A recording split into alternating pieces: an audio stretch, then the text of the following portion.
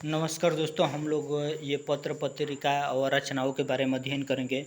कह रहा है कि चिंतामणि किसका निबंध संग्रह है? तो ये रामचंद्र का है। ये रामचंद्र शुक्ल का निबंध संग्रह है। उसके बाद से कह रहा है कि झूठा सच के लेखक कौन है? तो झूठा सच के लेखक ये यशपाल जी हो जाएंगे। उसके बाद से कह रहा है कि कौन सी पत्रिका महात्मा गांधी अंतर्राष्ट्रीय हिंदी विश्वविद्यालय द्वारा प्रकाशित हुआ? तो ये बहुवचन।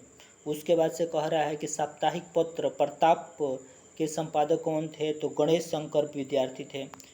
उसके बाद से कह रहा है कि ठीकरे की मगनी उपन्यास किसका है? तो ये नसीरा शर्मा का है।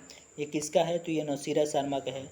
उसके बाद से कह रहा है कि सेवा सदन किसका है? तो सेवा सदन ये प्रेमचंद्र का है। और प्रेम सागर किसकी रचना है? तो ये लल्लूलाल जी का है। उसके बाद से कह रहा है कि किसने प्रसिद्ध पत्रिका आलोचना का संपादन किया?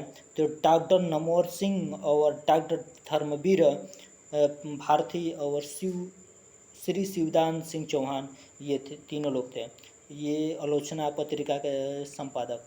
उसके बाद से कह रहा है कि प्रमुख पत्रिका और संबंधित साहित्यकार। तो नया ज्ञानोदय के संपादक कौन है?